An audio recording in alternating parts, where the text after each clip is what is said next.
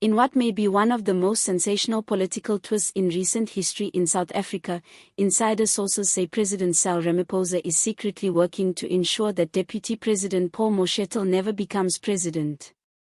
The news has political circles in an uproar, and by the minute, rumors of an impending African National Congress (ANC) split are gaining traction. The supposed feud between the nation's two most senior leaders is no longer a secret buzzed about in the corridors of parliament. It is now the subject of angry confrontations on talk radio, Twitter, and during ANC branch meetings throughout the nation. Ramaphosa's supposed containment strategy, say several well-placed sources, is a deliberate and multifaceted effort. This consists of restructuring the ANC's internal politics, rallying crucial National Executive Committee (NEC) members to his cause, and using loyalists in government to cut Mashatile down both inside the party and with voters. Far from a single stroke, the strategy is outlined as an ongoing political game of chess designed to weaken the deputy president's position gradually before the next leadership change. The rumored plan came together in the early part of this year, soon after the commencement of Parliament's 2025 session, when tensions between the president and his deputy became more apparent to ANC insiders. Though the two leaders have kept up a public veneer of unity, smiling in front of cameras at public appearances and making gracious apologies in speeches, insiders report that Ramaphosa has become increasingly anxious about Mashatile's growing popularity. Mashatile's strength, they say, lies in his grassroots connections. Over the past year, he has successfully courted both traditional ANC power blocs and disillusioned voters who feel alienated by the party's central leadership.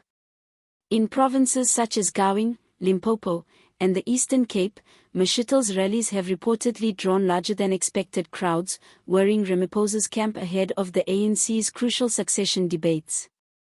According to sources, Ramaphosa's strategy includes several key measures. First, delaying all meaningful succession talks until after the next ANC National Conference, effectively stalling Mashatille's presidential ambitions. Second, selectively leaking damaging information about the deputy president's past dealings to trusted journalists with the aim of tarnishing his public image. Third, strengthening alliances with provincial ANC leaders known to be skeptical of Mashatile's leadership style. And fourth, promoting internal constitutional reforms in the ANC that would enable Ramaphosa or a loyalist leader to exert influence far beyond the projected presidential term. These moves have not passed unnoticed. Indeed, they have been said to be prompting increasing irritation among Mashatile's supporters, some of whom fear that the president is prepared to risk a full-scale war in the party itself in order to deny his deputy the presidency. A number of ANC veterans have cautioned that if Ramaphosa's strategy is not reined in, it could drive the party to a ruinous split, half of it rallying behind Mashatile and the other half behind Ramaphosa's reformist wing.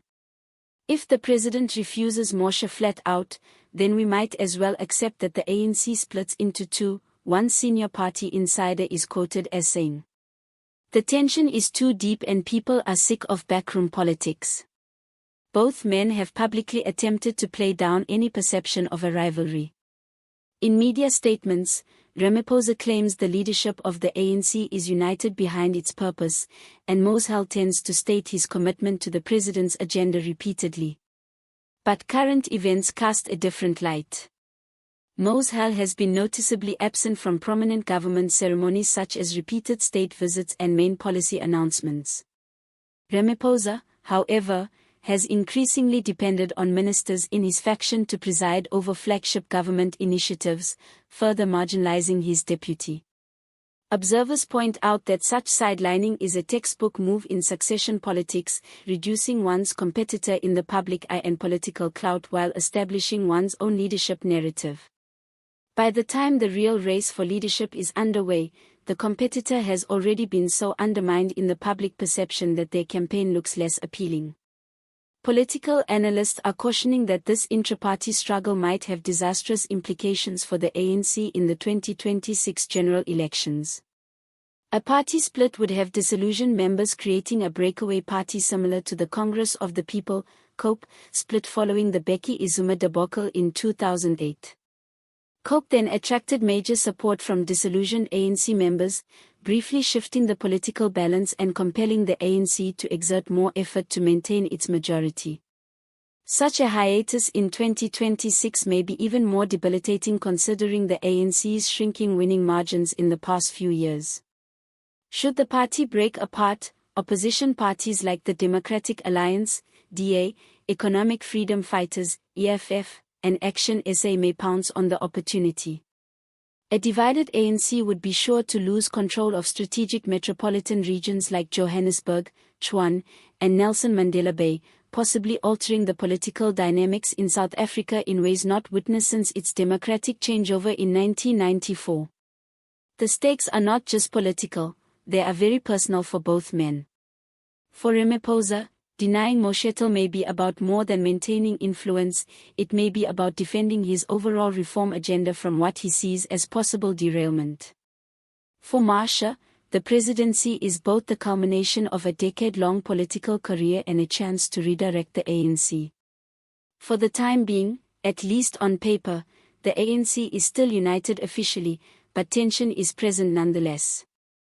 The next meeting of the NEC later this year will likely be acrimonious. Mashatile's faction is likely to demand resolutely that succession plans be spelled out, while Ramaphosa's faction will try to avoid such preemptive talk.